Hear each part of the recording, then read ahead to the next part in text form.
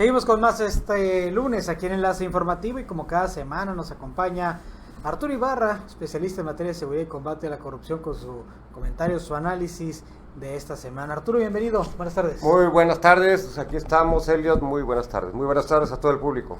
Pues vaya, Arturo, un tema importante para platicar esta semana, pues es ya queda creada, consolidada, formada por el Congreso del Estado la Fiscalía General del Estado. Una fiscalía que pues vaya, va a concentrar muchas atribuciones porque pues ahora toma incluso las funciones de la Secretaría de Seguridad Pública. La Policía Estatal Preventiva desaparece, se formaría otra corporación, se crea un centro estatal de inteligencia, bueno. En fin, entonces, ¿qué perspectiva tienes respecto a esta creación de esta, se puede llamar a lo mejor hasta Superfiscalía General?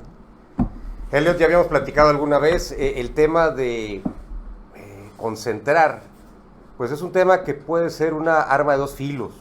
Por un lado entiendo que se le dé una intención, ¿no?, de poder coordinar todos los esfuerzos en materia de seguridad, en materia de legalidad, en materia jurisdiccional, como bien dices, las funciones que va a tener a cabo la Fiscalía General del Estado, que pues era anteriormente una procuraduría, pero ahorita, como bien lo dices, es una super procuraduría que de alguna manera fusiona a dos instituciones que han sido constantes. Esta es la primera vez que de dos instituciones se hace una superinstitución. En este caso, la Procuraduría se fusiona junto con la Secretaría de Seguridad Pública Estatal y dan origen a una fiscalía cuya diferencia en teoría es que tiene plena autonomía, ¿sí?, respecto de los tres poderes, es decir, no depende absolutamente de las instrucciones de ningún poder, salvo aquellas que se dictaminen dentro del ámbito legal, que es otra cosa, ¿no? Pero ya no va a haber un gobernador, en teoría, ¿no?, diciéndole al fiscal, quiero que hagas esto. Ya no, ese es el primer punto. El segundo punto, Jalisco trae este modelo.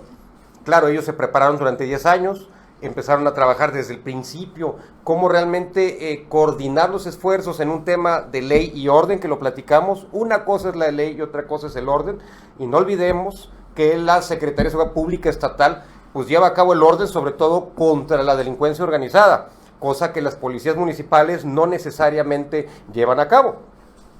De alguna manera, cuando me tocó intervenir alguna vez en el diseño, ¿no?, de cómo van a trabajar las policías estatales, sí recuerdo no nada más la cercanía a la ciudadanía, sino realmente el vínculo seguridad con la ciudadanía, que es muy diferente del vínculo seguridad con los asuntos legales. No olvidemos que la ciudadanía requiere un tema de individuación, un tema, como bien dices, de inteligencia, de capacitación, y al final del día los 1.500, 1.800 policías estatales pues persiguen de alguna manera a la delincuencia organizada que ataca directamente a la ciudadanía y a las instituciones. De alguna manera pudiéramos interpretar que la policía estatal pues protege la Constitución del Estado, ¿sí? Esa sería una de sus normas. En este caso, al meterlo con la Fiscalía, que de alguna manera tiene un tema de legalidad, interacción con el Poder Ejecutivo, Poder Judicial, y al mismo tiempo a interactuar contra todos los delitos que se manejan dentro de la Constitución estatal, como bien dijiste, pues hay un tema delicado, porque ya no hay nadie que esté por fuera que le pueda contribuir a ayudar, o que le pueda limitar o de alguna manera equilibrar. Yo me imagino que esto viene a revolucionar por completo todo el esquema de protección y de seguridad pública del Estado, con las 5 policías municipales de los 5 municipios, sobre todo Tijuana, y vamos a ver cómo pueden ellos realmente coordinarse para desarrollar una política pública veraz, oportuna y que sea eficiente en el combate a la delincuencia organizada, pero aún así seguir a cabo con las funciones naturales de seguridad pública. No olvidemos que ellos traían a los custodios, me imagino que van a hacer una fiscalía en el tema de cárceles y reclusorios, me imagino que van a tener otra fiscalía especialista en el tema de seguridad pública estatal, que cuide tanto las carreteras estatales, que cuide también de alguna manera a ciertos funcionarios o ciertas personas que accedan al Estado y que requieran de cierta protección. Como bien dices, se vuelve un supermercado. Yo creo que estamos hablando de un Walmart de la seguridad, ¿no?, hecho de varias chiquitas, y de alguna manera, pues bueno, va a requerir mucha más capacidad, mucha más intencionalidad. Lo hemos visto en Durango, lo hemos visto en Jalisco. Son esquemas que no dejan todavía muy claro si son operativos o no. Lo que sí sabemos es que es un modelo que no se da en Estados Unidos tampoco, es un modelo que tiene un origen medio australiano, por ahí mezclado con un tema tal vez sudamericano, que les gusta de alguna manera favorecer algo. Esperemos que funcione. Lo que sí sabemos es que es un tema delicado, no es fácil, como hemos platicado, unir ley y orden, y sobre todo que la base es la autonomía. Si no existe una autonomía plena para la Fiscalía, pues imagínate, le vas a poner la ley y el orden en las manos de una o dos personas, cosa que suena realmente difícil y atroz. Pero en este caso, por ejemplo, ahora que se habla de autonomía, al fin y al cabo el fiscal pues va a surgir de una terna propuesta por el gobernador, la van a elegir los diputados, o sea, van a definir, van a nombrar los diputados, y pues ahí donde queda la ciudadanía, que también ha sido un tema que siempre se ha platicado, ¿no? La participación ciudadana en estos procesos. Pues como bien lo dijimos, la autonomía siempre tiene que ver un poco con diversidad, y creo que valdría la pena tener una comisión ciudadana que estuviera evaluando al nuevo fiscal general, también al fiscal anticorrupción y a los demás fiscales que pudieran ser evaluados. ¿Por qué?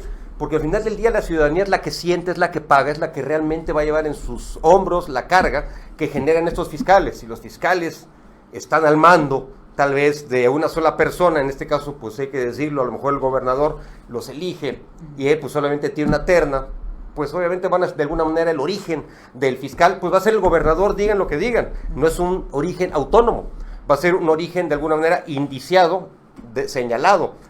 Si en el caso de que hubiera una comisión ciudadana pudiera entrar y tal vez también pudieran, como se buscó en un momento, que fuera la ciudadanía la que propusiera, ¿no?, los candidatos, de manera que sí, la Cámara de Diputados, para darle un tema de legalidad y sobre todo un tema de autonomía y de jurisprudencia que fuera activo con la Constitución, pues estaba bien que lo seleccione el Poder Legislativo, pero en base a una terna enviada por la ciudadanía, que para eso constituyó una comisión, ¿sí?, que se iba a dedicar a seleccionar los mejores candidatos. ¿Quién formaba esta comisión? Pues bueno, eran por lo general personalidades del ámbito académico, del ámbito jurídico, gentes con toda la probidad y que no tenían ninguna necesidad de tener a alguien de su lado por su mano. Muy diferente, no olvidemos que cuando el Poder Ejecutivo algo se le atora, pues recurre al monopolio de la fuerza, al monopolio de la violencia, que tanto nos hablaba el diseño constitucional del Estado de Baja California. Y la idea era romper eso y decir, no, si le vamos a dar tanto poder al fiscal general, que sea un poder autónomo, nacido, ¿no?, de origen, de una ciudadanía comprometida consigo misma. En este caso, pues bueno, rompen eso, es un retroceso, por supuesto. Vamos a tener que volver al superfiscal, que ya existió alguna vez en este país y que dependían por completo de las órdenes del Ejecutivo. Esperemos que no sea así, pero muy, muy difícil por el esquema estructural que no suceda un tema de autocracia, es decir, un poder derivado de una sola persona. Sí, claro, este asunto es muy delicado, ¿no? Incluso, pues esta mañana lo platicaba el secretario técnico del Sistema Estatal Anticorrupción, Luis Irineo, ¿no? O sea, este retroceso que implica, pues, esta reforma aprobada por el Congreso del Estado, porque, pues bueno, ya se había hecho, ya se había trabajado, durante, pues, un poco más de un año en el Sistema Estatal Anticorrupción, el Consejo Consultivo Ciudadano, pero ya tenían varios años ya con estas propuestas ciudadanas, y que de un plumazo pues digan, ¿saben qué? Ya los ciudadanos no participan, tanto los fiscales para la atención de delitos electorales y anticorrupción los va a nombrar el fiscal general, no hay más. O sea, de hecho se le preguntaba a Luis Irineo, o sea, ya con esto el sistema estatal anticorrupción es un fracaso. Dice, no, o sea, ¿por qué? Porque vamos a seguir luchando para que se respete el papel de la participación ciudadana en la conformación de estos cargos que son sumamente delicados, son sumamente importantes, ¿no? No, en definitiva, no olvidemos que el sistema estatal anticorrupción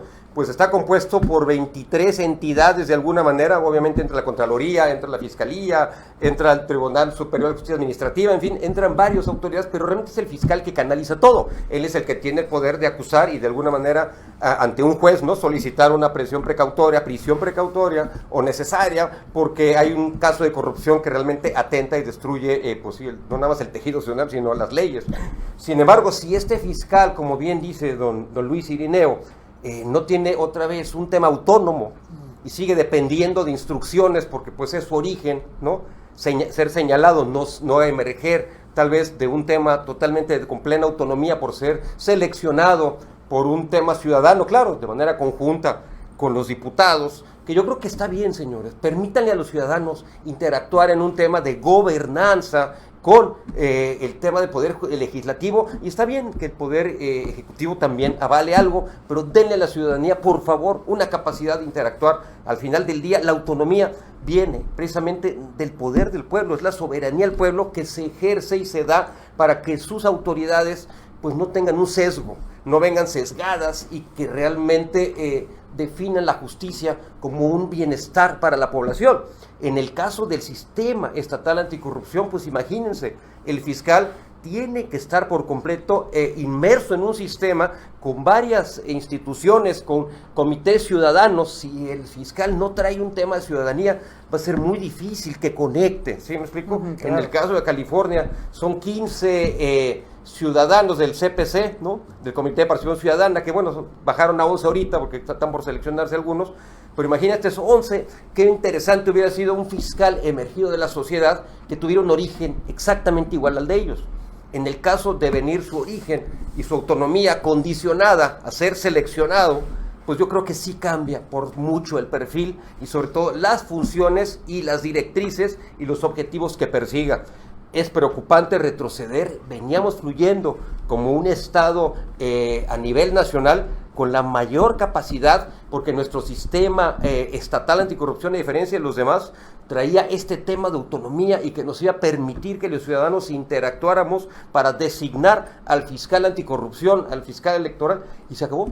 Ya no tenemos nada, somos ahora sí que un sistema de alguna manera vinculado a las decisiones del Poder Ejecutivo y del Legislativo, cuando que lo que se buscaba era una plena autonomía para poder enfrentar la corrupción, que no olvidemos es un grave problema que sí requiere, por supuesto, autonomía para poder meter a la cárcel a quien sea necesario.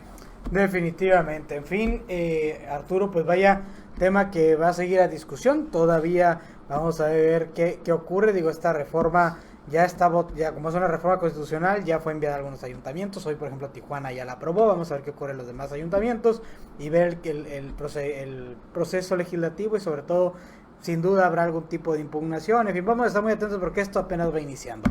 Arturo, como siempre, muchas gracias. Muchísimas gracias, y pues bueno, vamos a enfrentar todo lo que sea necesario. Primero está nuestro Estado y primero está nuestra sociedad. Muchas gracias, muy buenas noches. Buenas noches, Arturo Ibarra, especialista en temas de seguridad y combate a la corrupción. Hacemos una pausa, regresamos con más aquí en Enlace Informativo.